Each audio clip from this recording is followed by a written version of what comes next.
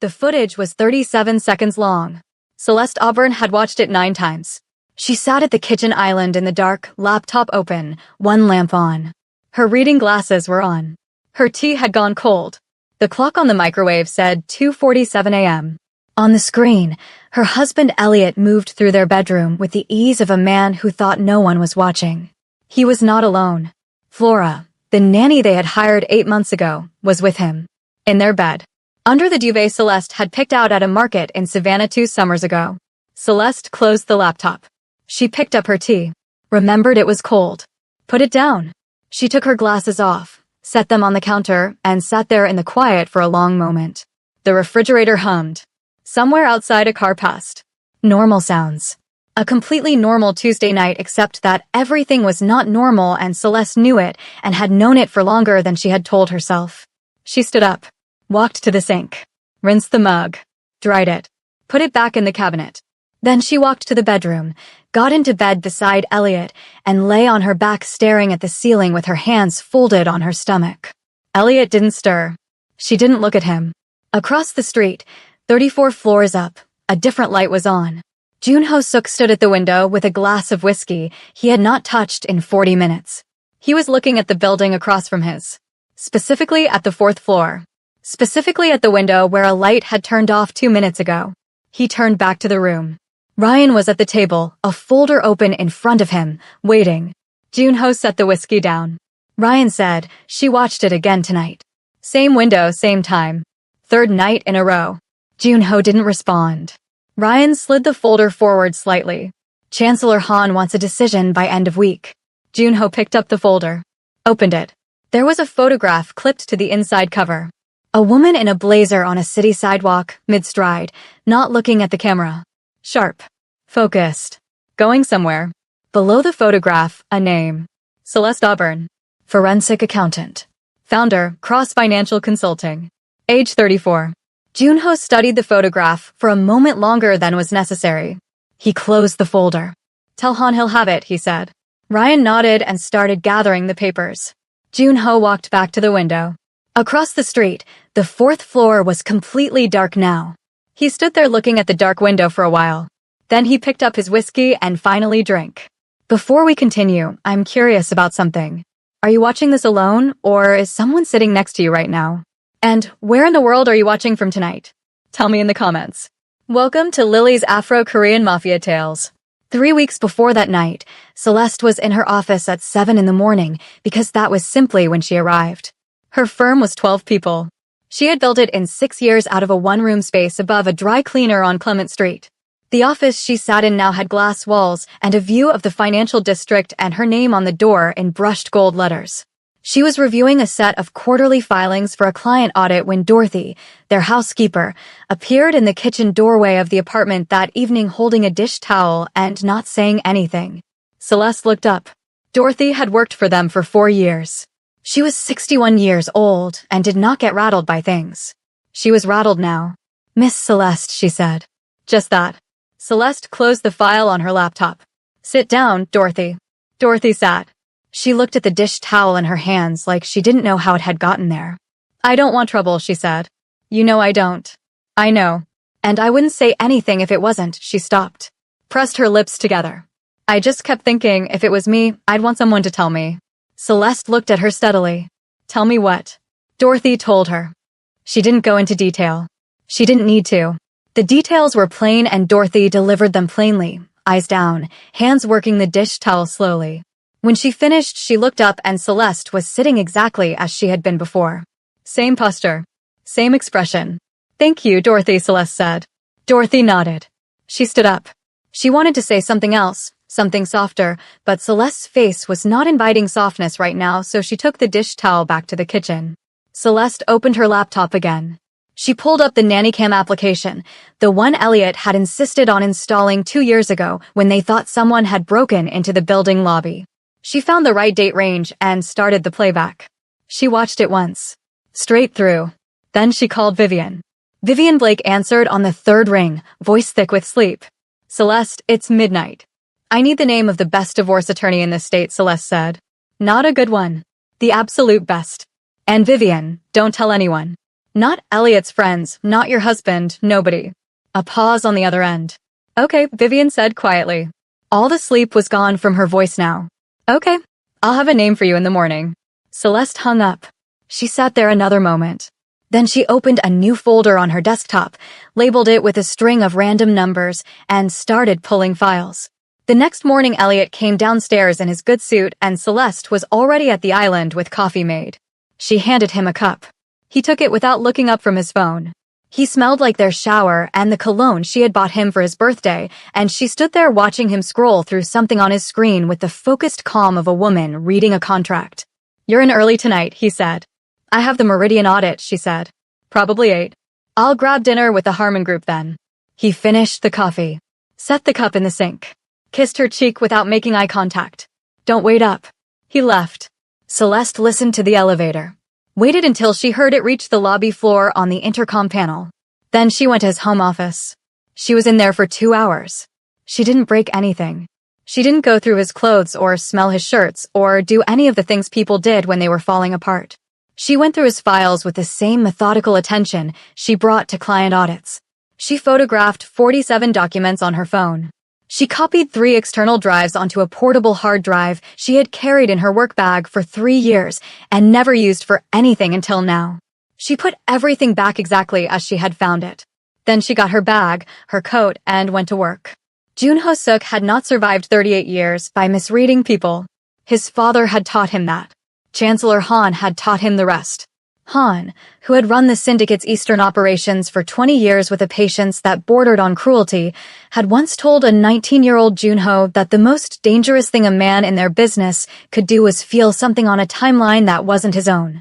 Junho had always believed that, lived by it. He was thinking about it now, standing in the syndicate's private meeting room on the 32nd floor, looking at the wall where Ryan had pinned a full operational map of the Auburn exposure.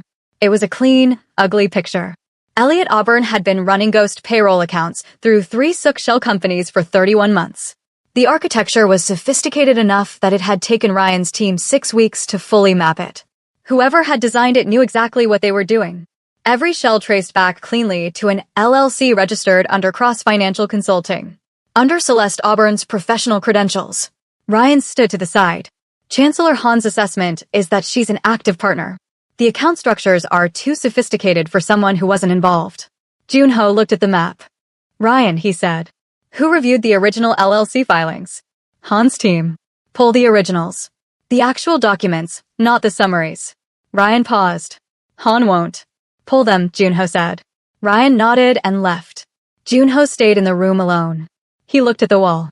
He looked at the photograph of Celeste Auburn that Ryan had pinned in the top corner, same sidewalk shot from the folder, mid-stride, not looking at the camera. She didn't build this, he thought. She's too good for this to be hers. Whoever designed these accounts wanted to be able to move money, and if it ever collapsed, wanted a name to hand over. Her name. He took the photograph off the wall. The original LLC filings told the story in 2 hours. Junho and Ryan sat on opposite sides of the table. Between them, the documents were laid out in order. Junho went through them the way Celeste would have gone through them if she had been sitting there, methodically, no expression. What he found was this. Elliot Auburn had used Celeste's firm credentials, her professional license number, and her digital signature to register 11 shell entities over a period of 18 months. Her actual signature did not appear on any original document. The registration portal had used her login credentials and then generated a digital signature that matched her professional filings signature with 91% accuracy. 91. Not 100. Someone had copied her signature from existing documents and reproduced it. Ryan put the last page down. He didn't say anything. Junho said she didn't know. Ryan nodded once. And Han's team flagged her anyway. They flagged the name on the filings, Ryan said carefully. Junho stood up. He walked to the window. Down below, 32 floors down, the street ran in both directions and people moved on the sidewalk like they had no idea what happened in rooms like this one. I'll call Han, Junho said. I'll tell him I need 21 days to close the exposure cleanly. Ryan said, he won't like that. No, Junho agreed. He looked at the building across the street. I'll do it anyway, he said. Chancellor Han picked up on the first ring, which meant he had already been waiting. Suk, he said. I've reviewed the full exposure, Junho said. The woman is not involved. The filings are a setup. The husband used her credentials without her knowledge. A pause. Long enough to be deliberate. That changes the liability calculation, Han said, but it does not change the exposure. Her firm's name is on 11 entities. If this surfaces in any federal review, it surfaces with her professional identity attached. That's a thread, which I can cut cleanly if you give me 21 days. And if the husband talks before then? He won't. Another pause. 15 days, Han said. 21, Junho said. No inflection. The pause this time was longer. 21, Han said finally. His voice carried the particular quality of a man who was agreeing and filing it away at the same time. This is your judgment call, Junho. I want to be clear about that. I understand, Junho said. He hung up. Ryan was still in the doorway. Junho looked at him. Put a perimeter on her.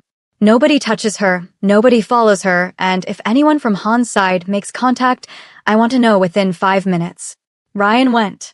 Junho sat down at the table alone. The documents were still spread out in front of him. He picked up the photograph again. Mid-stride.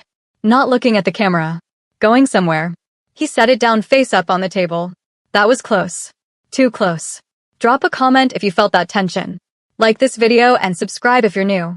This story is just getting started. Constance Mercer's office was on the 41st floor of a building that cost more per square foot than most people earned in a month. Her waiting room had no magazines. Just good chairs and an assistant who didn't make small talk. Vivian met Celeste in the lobby, and they rode the elevator up together without speaking.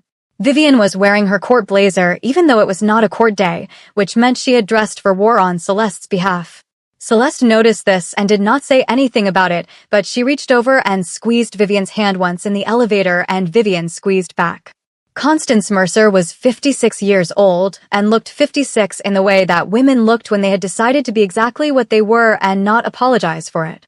She read the documents Celeste laid on her desk without touching them first, just scanning from above with her reading glasses pushed down her nose. Then she put the glasses on and went through them properly. It took 11 minutes. She looked up. This is 17 months of documentation. Yes, Celeste said. You've been building this for 17 months? I started building it when I noticed the first irregularity in our joint accounts, Celeste said. I didn't know what it was then. I thought it was sloppy bookkeeping.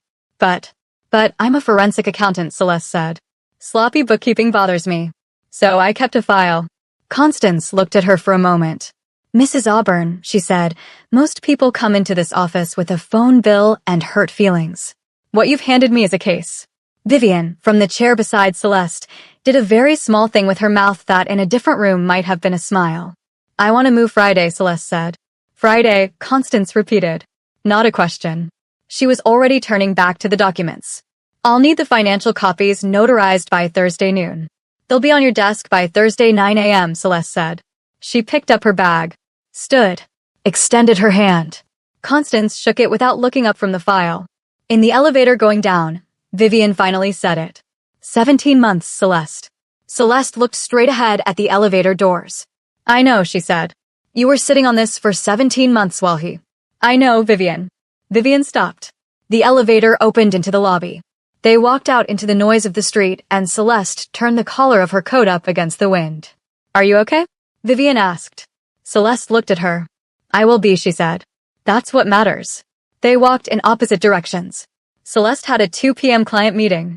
She made it with 3 minutes to spare. That same afternoon, in the Sook Group's operations office on the 32nd floor, Ryan put a piece of paper on Junho's desk.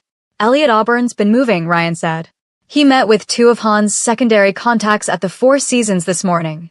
Separate tables, 30 minutes apart. Junho read the paper. He knows we're looking. Possibly. Or he's trying to find a buyer for what he has. Which is worse. Yes. Junho turned to the window. The city was bright and cold outside. He could see the corner of the building where Celeste's office was on the 4th floor. He had never been inside it, but he had the floor plan from Ryan's file and he knew it faced west, which meant right now it caught the afternoon light. The drive they took from her office, he said. Ryan said, 2 nights ago. Clean entry for minutes inside. They took one external drive from the 2nd drawer of her file cabinet. Who ordered it? Ryan was quiet for just a beat too long.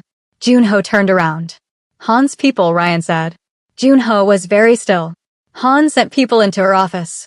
Last night. Yes. While I have a perimeter on her. They came through the building's east utility entrance. They knew our positions. Junho sat down. He laced his fingers together on the desk and looked at the surface of the desk for a moment. What was on the drive? He asked. Backup financial files, Ryan said. Client records, some personal documents. And what looked like a partial case file. A case file. Against her husband. Junho was quiet. She was building something, Ryan said. And now Han has a copy of it. Junho stood up and went back to the window. The afternoon light was hitting the financial district now, turning the glass towers amber. She still has the originals, he asked. As far as we know. And she doesn't know the drive is gone yet? She left the office at 6:40. She won't find it until morning. Junho turned from the window. He picked up his phone. Dialed. Ryan watched. The call connected. Junho said, I need to send a message. Clean address, untraceable. A pause. Tonight. He hung up. Ryan said, what kind of message? A warning, Junho said. She needed to know what she was standing in before she walked any further into it. He picked up his jacket from the back of the chair. And Han? Ryan asked. Junho looked at him. Handle it. He left. Ryan stood alone in the room. He looked at the paper on the desk, then at the door Junho had gone through. He picked up his own phone. Celeste found the office like that in the morning. She stood in the doorway of her own space and looked at it. Nothing was overturned. Nothing was broken. It took her 40 seconds to identify that anything had changed at all, and she only found it because she went directly to the file cabinet as she did every morning to pull the day's client folders. Second drawer. She registered the absence before she fully processed it. She closed the drawer. Opened it again slowly, as if that might change what wasn't there. Then she stepped back. Looked at the room again. The door lock had not been forced. The window seal was intact. Someone had come in clean. She sat down at her desk. Opened her laptop. Went straight to her cloud backup system. 40 seconds later, she closed the laptop. Then she opened it again, went to a different application, and pulled up the external camera feeds for the building's east side. She was there for 3 hours. When Vivian arrived at 9, she found Celeste with 4 browser windows open, a yellow legal pad covered in notes, and a cold cup of coffee she hadn't touched. Someone broke in, Celeste said without looking up. Vivian stopped in the doorway. They took the backup drive. The one with the financial copies. Celeste turned the laptop to face Vivian. On screen was a paused frame of exterior camera footage. A figure. Male, medium height, moving along the building's east wall with a deliberateness that was not the deliberateness of someone who worked there. I ran the vehicle registration, Celeste said. The car he came from was registered to a holding company called Meridian Horizon LLC. She pulled up a second window. A web of corporate registration documents, lines drawn between entities in blue ink on the legal pad. Meridian Horizon is owned by a parent entity called Suk Capital Group, she said, which is the primary holding company of Celeste, Vivian said. Junho Suk, Celeste finished. She looked up. Whoever took that drive, it leads back to a man named Junho Suk. And I don't know yet what Junho Suk has to do with my husband, but I'm going to find out. Her email notification icon appeared in the corner of the screen. She almost didn't open it. But the sender was a string of numbers, no name, and the subject line was blank, which was strange enough that she clicked it. One line. You are going to find me in approximately 36 hours. I would rather you didn't do it alone. Meridian Tower, parking level B. Tomorrow, 8 p.m. Come alone. You are not in danger for me. The same cannot be said for several other directions. JS. Celeste read it. Read it again. Vivian, reading over her shoulder, said nothing. Celeste picked up her phone. Typed a message to Vivian's number even though Vivian was standing right there. If I don't call you by 9 p.m. tomorrow, send this address to Detective Harris. Vivian's phone buzzed. She read the message. Looked up. Celeste was already back in the corporate registration window. The parking garage at Meridian Tower was on the lowest sublevel, which meant no signal, no foot traffic, and no ambient noise except the hum of the ventilation system. Celeste arrived at 7:58 p.m. She wore flat shoes and a dark coat and carried nothing except her phone with Vivian's message already open and the address of that building typed into a text addressed to Detective Harris, a man she had known professionally for 4 years and who owed her a favor she had never called in until that exact moment, thumb hovering. She walked in off the stairwell because she did not want to announce herself with elevator doors. The garage was mostly empty. A few cars. Long shadows. The ventilation hum. She stood still for a moment. Let her eyes adjust. Then she said, "To the general space, I know you're here." A pause. Then a figure stepped out from the shadow beside a concrete pillar on her left. Junho Suk was taller than the photographs had suggested. He had no security with him, which surprised her. He was wearing a dark jacket, no tie, and held nothing in his hands. He stood about 15 feet away and looked at her the way she had looked at Elliot's financial files, carefully, with full attention, reading. Celeste didn't move. "You're earlier than I expected," he said. "You've been watching my building for how long?" she said. "Long enough." "That's not an answer." 6 weeks, he said. She took that in. "And the drive your people took from my office." "Han's people. Not mine. You're splitting a very fine hair." "I know," he said. It was not defensive. It was just a fact that he was willing to own. She looked at him. He looked at her. Neither of them moved. "Start talking," she said. He did. He gave her the full picture, methodically, without softening anything. Elliot and the shell companies. The 31 months of ghost payroll accounts. Her professional credentials used to register 11 entities without her knowledge. The order that had come down through the syndicate's elder council. What that order was. Celeste stood there and listened without interrupting. When he finished, she was quiet for a moment. Then she said, "You canceled it." "Yes." "Why?" He looked at her directly. "Because you didn't build it. He built it using your name and your credentials and the assumption that you would either never find out or never be believed." Something moved across her face, very briefly. Not pain exactly. Recognition. "How long have you known I didn't know?" she asked. "For days after I started watching," he said. She looked at him. "You've had me under protection for 9 days." "Yes." "Without telling me." "Yes." "And you think that's..." She stopped. Recalibrated. "You went through my professional history. My financial records." "Yes." "And you still sent someone to my office to take my drive." "That was Han," he said. "Moving without my authorization. I found out after. But you knew your people had been watching me. You knew there was a chance." "I underestimated Han's timeline," he said. "That was my error." She studied him. "And the original drive." "You have it." "Han has a copy." "I have the original." A pause. "I want it back," she said. "You'll have it," he said. "Along with everything we have on Elliot. Transactions, communications, account records going back 31 months. Enough to bury him twice over in both federal and civil court." She was watching him very carefully. "And what do you want in return?" "Your forensic testimony," he said. "Private, documented, given to a third party of your choosing.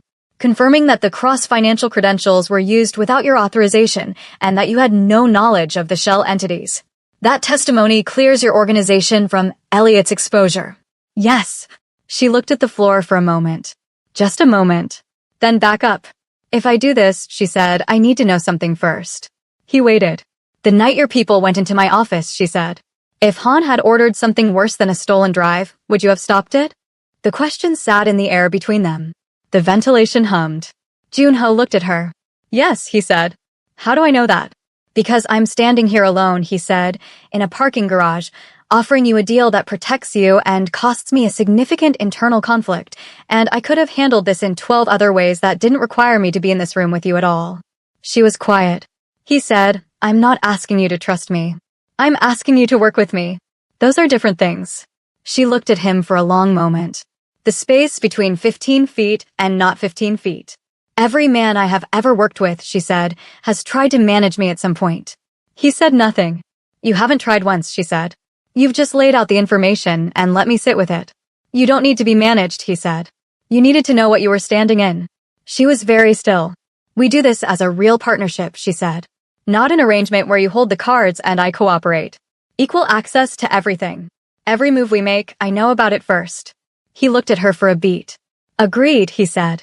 She put her phone in her pocket. The text to Detective Harris was still unsent. She would decide about that later. She extended her hand. He crossed the 15 feet and shook it. His hand was warm. She registered this and let go. "I need everything on Elliot on my laptop by tomorrow morning," she said. "You'll have it by midnight," he said. She turned toward the stairwell. "Ms. Auburn," he said.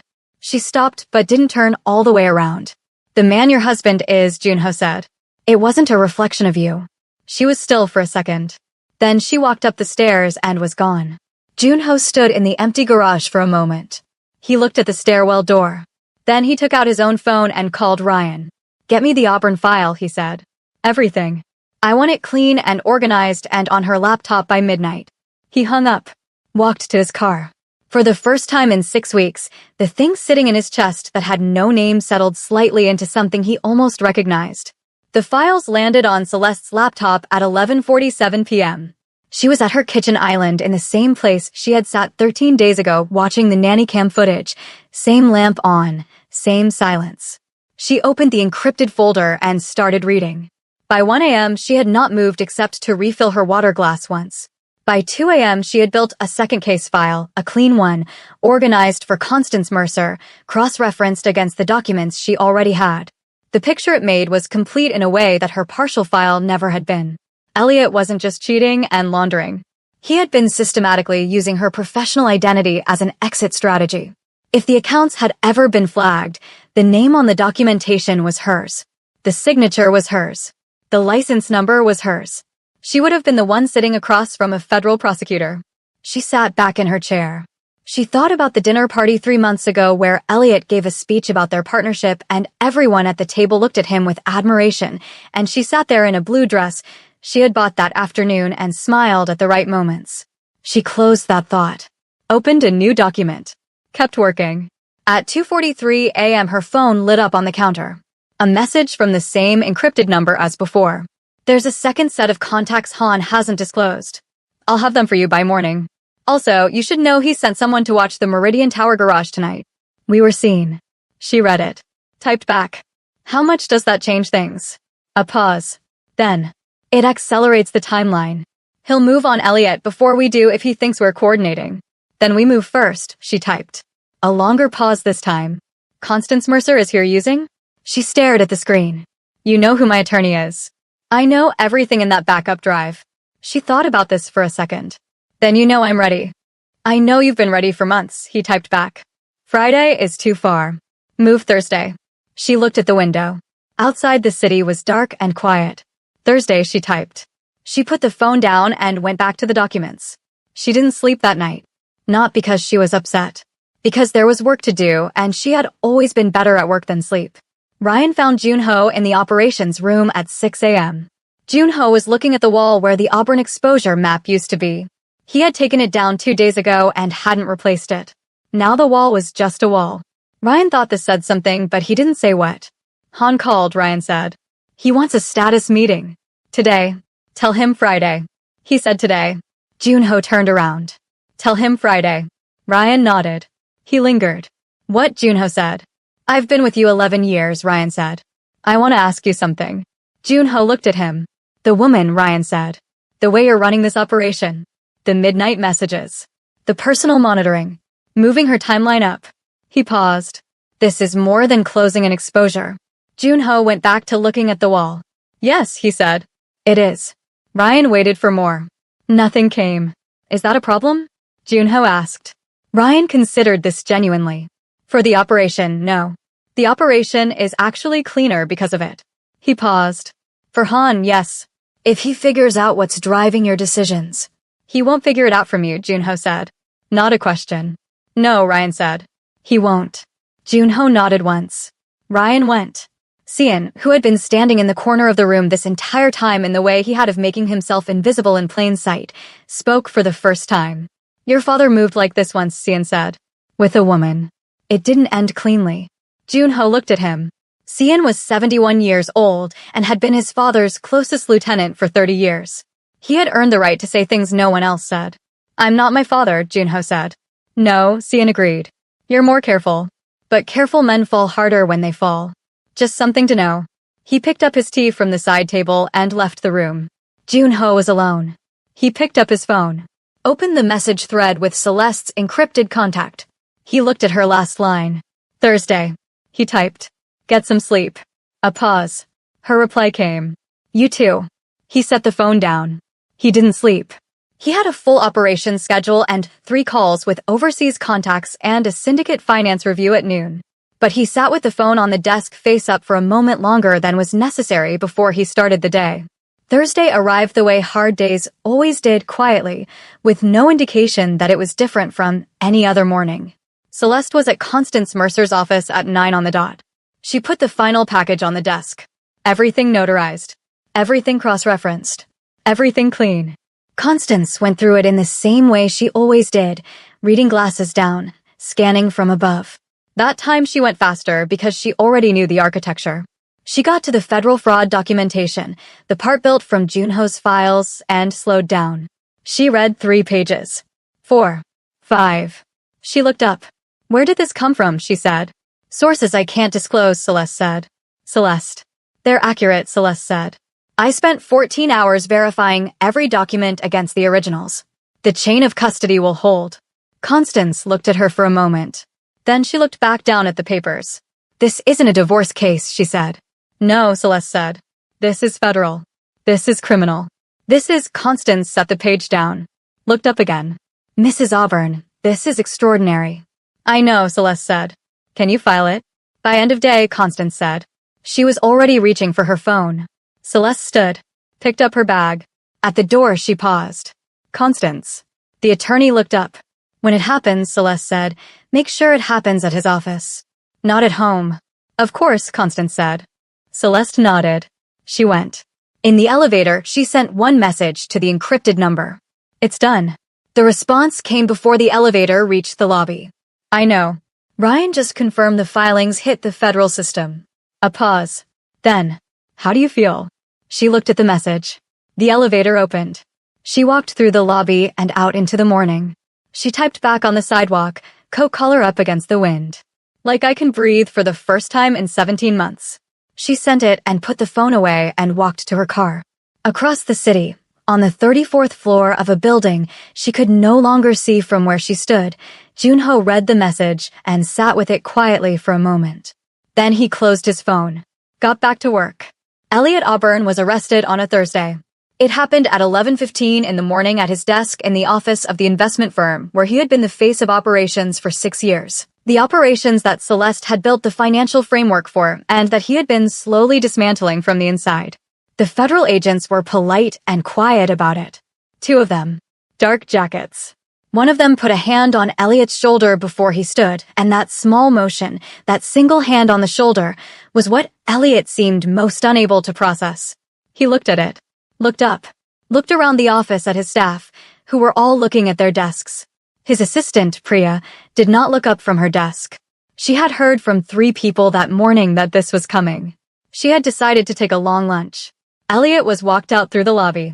Hands in front, not behind, which was the federal agent's small courtesy. He passed through the glass doors of the building he had walked into every morning for 6 years. He didn't look toward the street. If he had, he might have seen Vivian Blake sitting in a parked car across the street with a coffee she was not drinking, watching. Vivian waited until the federal car pulled away. Then she picked up her phone and called Celeste. 1 ring. It happened, Vivian said. A pause on the other end. Just a breath. Okay, Celeste said. Are you okay? Vivian asked. I'm working, Celeste said. I'll see you tonight. She hung up. Vivian sat in the car for another moment. She looked at the building. Then she started the engine and drove. Across the city, Junho was in the middle of his second call of the morning when Ryan walked in and put a note on the desk. Auburn arrested. 11:15. Federal custody. Junho read it without breaking off the call. He nodded once at Ryan. Ryan went. He finished the call. Set the phone down. He should have felt the shape of a closed operation right then. The satisfaction of a clean resolution. That was what it was supposed to feel like when something was handled. He had felt it before. It was a specific kind of quiet. What he felt instead was something closer to the opposite of quiet. He got up, went to the window, found the building where Celeste's office was on the 4th floor. The window faced west. It was catching the morning light. His own phone buzzed. Chancellor Han. He picked up. I see Auburn is in federal custody, Han said. Yes. And the accounts are cleared. As of yesterday. Good. A pause. Then there is one remaining item. Junho was very still. The woman's testimony, Han said. The one you arranged. A private document with a third party. I'd like to review it before it's finalized. That's not part of our arrangement, Junho said. Our arrangement, Han said, was that you would handle the exposure. You've handled the husband. The woman is still an open thread. Her testimony, properly held, is leverage. I want it where I can reach it. No, Junho said. A pause. Junho, Han said, and his voice took on the specific tone that he had used to use with Junho's father, the one that meant, "You're a child, and I am reminding you of that." The woman knows what she knows. She's been inside our financial architecture, however briefly and however unwillingly. That is not something we simply walk away from. We made a clean deal, Junho said. Her testimony clears our accounts. In exchange, she has nothing to fear from this organization. That's what was agreed. By you, Han said. Not by the council. Junho picked up a pen from his desk. Set it down. Then let me be clear to the council through you, he said. This woman is not a liability. She is not a threat. She is a private citizen who was used by her husband and who cooperated with us in good faith. If anyone from this organization moves against her, in any direction, they will deal with me first. The silence on the line was very long. That's a significant statement, Han said. It's the only one I have, Junho said. Han hung up. Junho set the phone on the desk. He stood there for a moment. Then he called Ryan. I need you to put 2 people on Han's secondary contacts, he said. The ones he didn't disclose. And I need it quiet. Understood, Ryan said. Anything else? Junho thought. Yes. Set up a meeting. Her terms, her location, her time.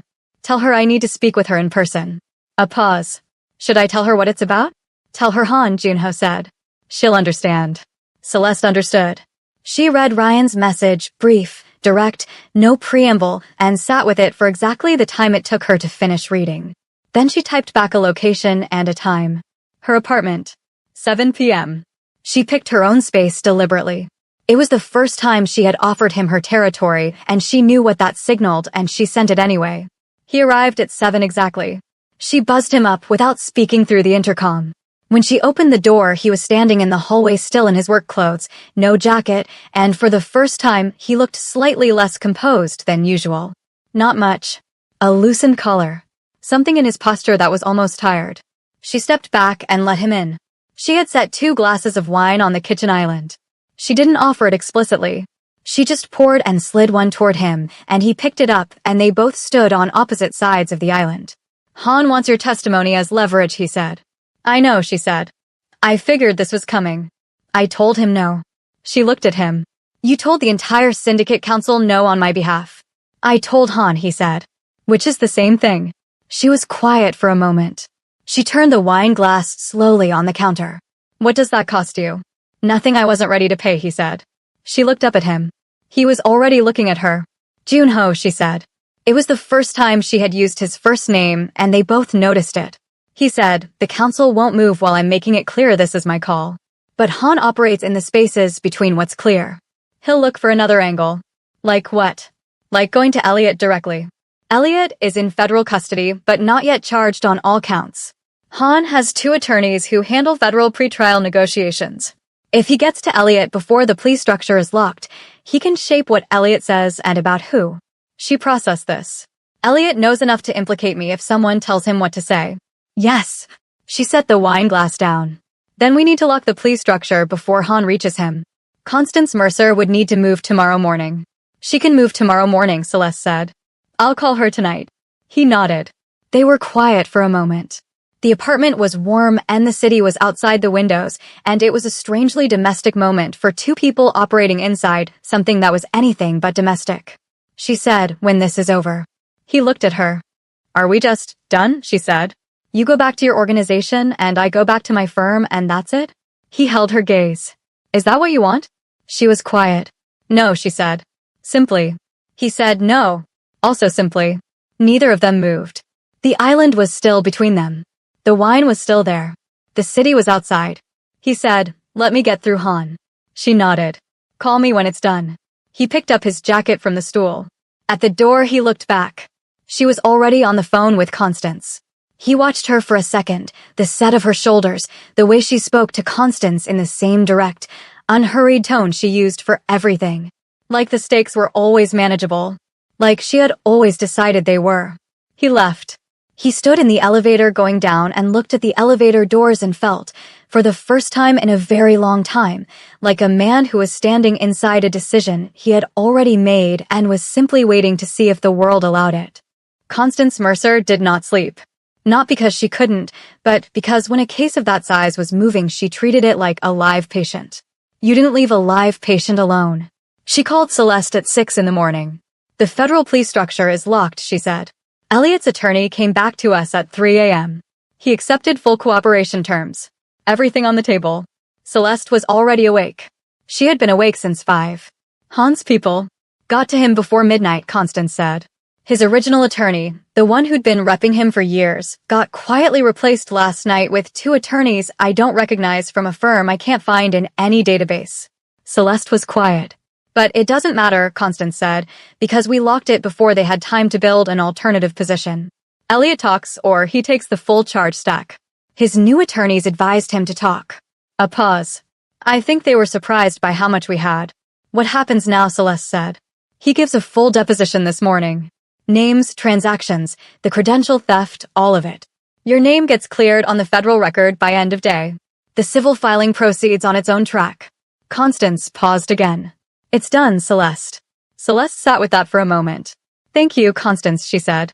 She hung up. She stood at her kitchen window. The city was gray and early outside, the light the specific blue of 6 a.m. in autumn. She was in a robe with her hands wrapped around a coffee mug, and she looked out at the buildings and the quiet street below. Her phone buzzed. Encrypted number. Han moved on Elliot last night. You know, she typed. Constance locked it before they had time. It's done. A pause. Longer than usual. Good, he typed. Celeste. She looked at the screen. Han is not going to accept this quietly. I need you to know that. He's going to find another approach. I'm handling it from my side, but I want you to hear it from me directly. This isn't over for him. She read it twice. Typed. What are you going to do? What I have to, he said. That's not an answer. I know, he said. But it's all I have right now. She stared at that for a moment. The city was getting lighter outside. Be careful, she typed. A long pause. That might be the first time anyone said that to me and meant it, he said. She put the phone down on the counter, face up, and drank her coffee. Chancellor Han's offices were on a private floor of a building in the financial district that was registered under 4 different company names, depending on which branch of the operation you were looking for. Junho walked in at 9 a.m. without an appointment. The 2 men at the front desk stood up. He looked at them. They sat back down. Han was in his inner office behind a long table that he treated like a throne, a man in his late 60s who had spent 40 years making decisions about people's lives from behind tables in rooms without windows. He looked up when Junho entered. He did not look surprised. He looked like a man who had been expecting that visit and had decided to let it happen on his own ground. Junho, he said. Junho sat down across from him without being invited to. The Auburn situation is closed, he said. Federal record cleared, civil filing proceeding on standard track, no organizational exposure remaining. And the woman, Han said, is a private citizen with no further connection to this organization, Junho said. Han laced his fingers together on the table. You've made a personal investment in this case. I've closed it cleanly. You've protected her, Han said. Openly. You've put my people on notice about it, you've countermanded a council directive, and last night you blocked a pretrial influence operation that I ordered. His voice was entirely flat. Not angry. Just calibrating. That's not closing a case, Junho. That's building a wall around a woman. Yes, Junho said. I am. Han looked at him. Then I need to understand something, Han said. Is this organization your primary obligation, or is she? The room was very quiet. That's the wrong question, Junho said. The right question is whether the organization benefits from protecting innocent people from exposure it created. And the answer is yes. Every time. This is not a sentiment. It is a long-term operational principle that you have apparently forgotten. Han's face was very still. Your father. My father is not here, Junho said. His voice didn't change. I run this organization. I run it with discipline and precision, and I have grown it by a significant margin in 9 years because I operate on principles that don't leave bodies behind that don't need to be there. He leaned forward slightly. Celeste Auburn does not need to be there. And if your next move is toward her, Han, I will treat it as a move against me. Han looked at him for a long moment. You're in love with her, Han said. Junho held his gaze. He didn't deny it, and he didn't confirm it, and both of those things were their own kind of answer. This meeting is over, Junho said. He stood up. Junho, Han said. He stopped. I've known you since you were 19 years old, Han said. I watched your father build something remarkable, and I watched what happened when he let something personal compromise his judgment. A pause. I'm not your enemy. I never have been. But I need you to understand that what you're doing has a cost. And the cost doesn't always come from where you're watching. Junho looked at him. Then he left. He called Ryan from the car.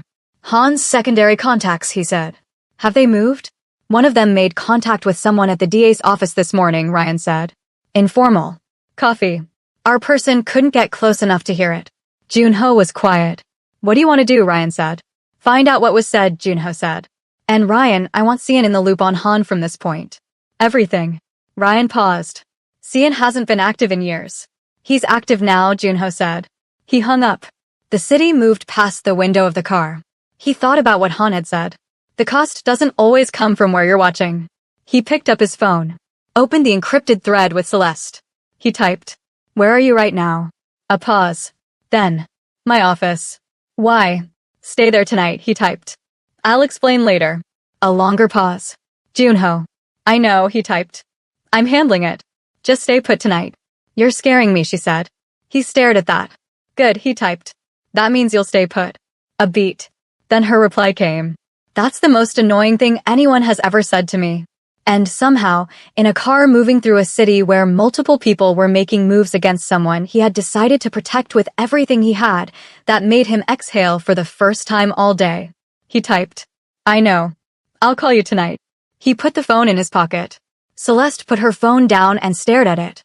Vivian was across the office on a call. Dorothy had long since gone home to her sisters in Oakland. Flora was 3 countries away by then. Elliot was in federal custody. The office was quiet. Celeste got up and went to the window. 4th floor, faced west, afternoon light.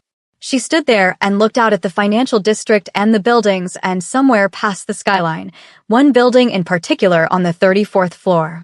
She thought about a man who had canceled an order she never knew was placed. Who had stood alone in a parking garage because he thought she deserved that. Who had told the entire elder council no without blinking.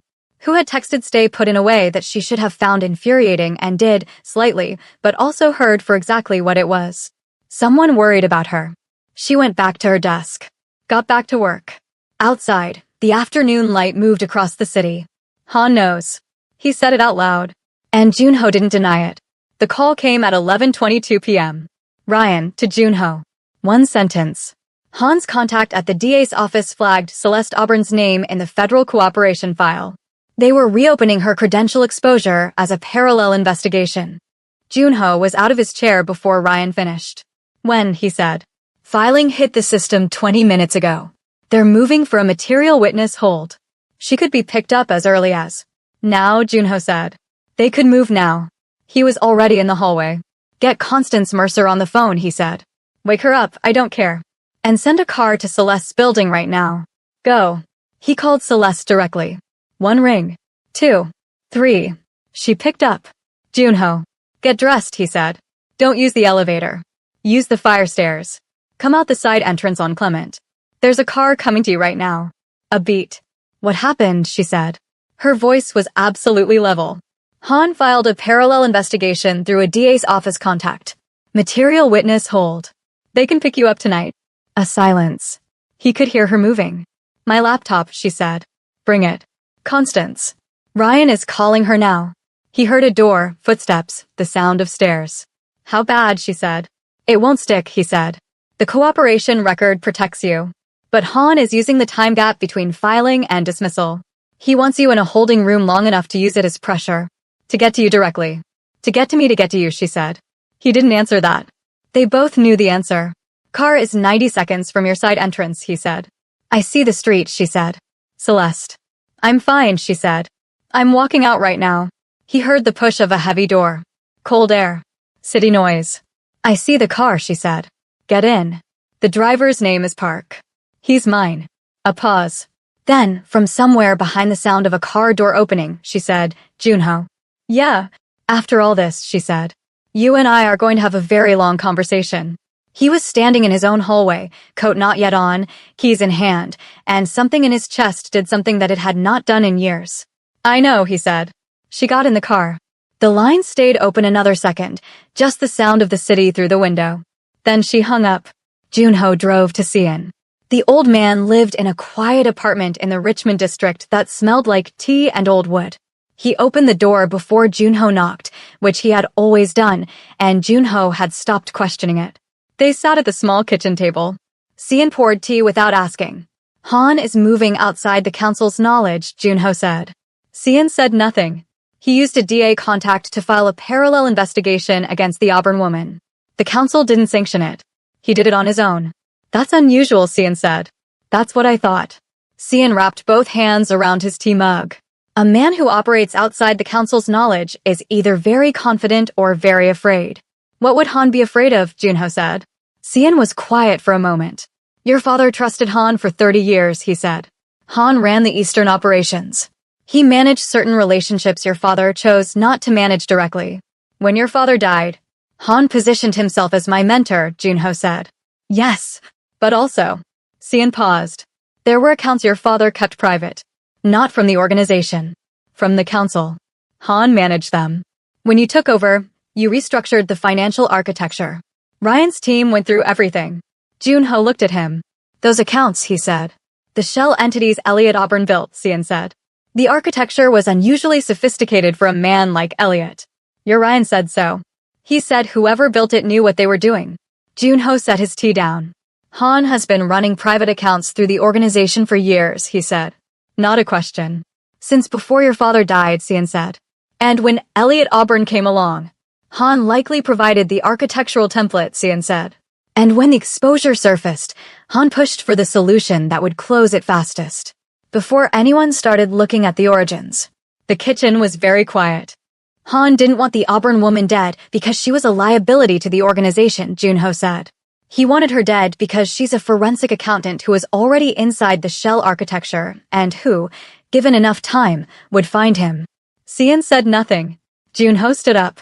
How long have you known? I suspected, Cian said. I didn't know until you told me about the parallel investigation tonight. That was fear, not strategy. A careful man doesn't move that fast unless someone is close to finding something. Junho picked up his coat. I need the account records. I have copies, Cian said. I've had them since your father's second year. He stood up slowly, like a man carrying decades in his spine. I kept them because I thought they might matter someday. He went to a cabinet.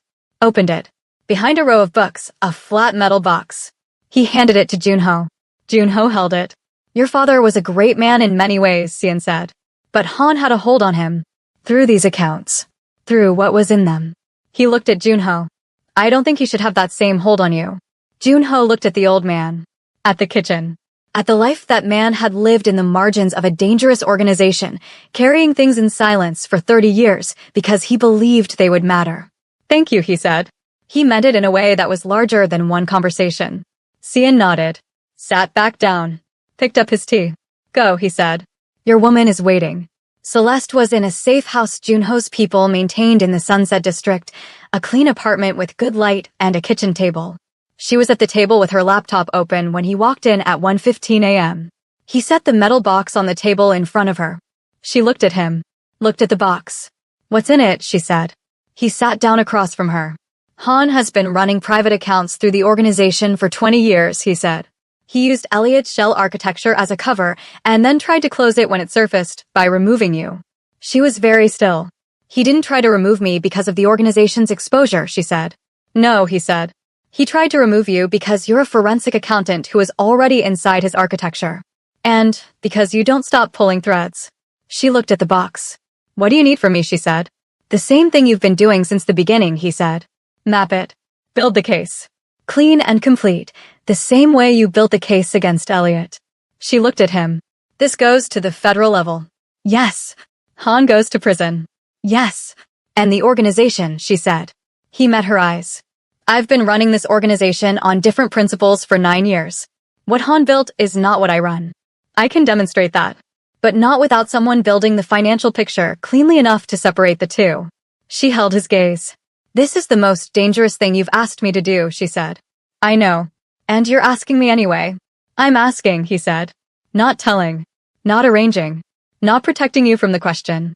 I'm asking. A long pause. She opened the metal box. Looked at what was inside. Began sorting. Make coffee, she said. This is going to take all night. He got up. went to the kitchen. They worked until 4 a.m. at the table. He ordered food at some point, and they ate without stopping. She asked questions and he answered them, and the picture that built on her laptop screen was the complete picture of Han's private operation, the accounts, the relationships, the 30 years of parallel architecture built under the organization's legitimate framework. At 4:17 a.m., she sat back. "It's done," she said.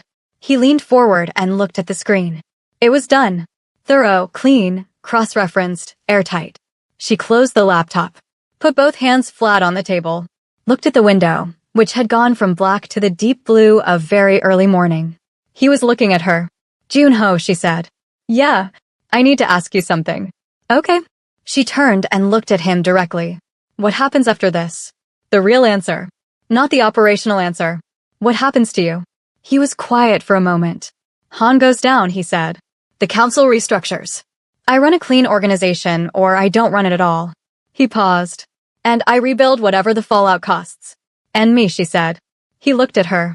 "I told Han something was worth protecting," he said. "I meant the principle. But I was also thinking about a specific person." She held his gaze. "I'm going to need some time," she said. "I just ended an 8-year marriage and spent the last 3 weeks inside a criminal syndicate operation. I need time." "I know," he said. "But I'm not saying no." He was quiet. "I'm saying after," she said. He nodded. "After." She picked up her coffee.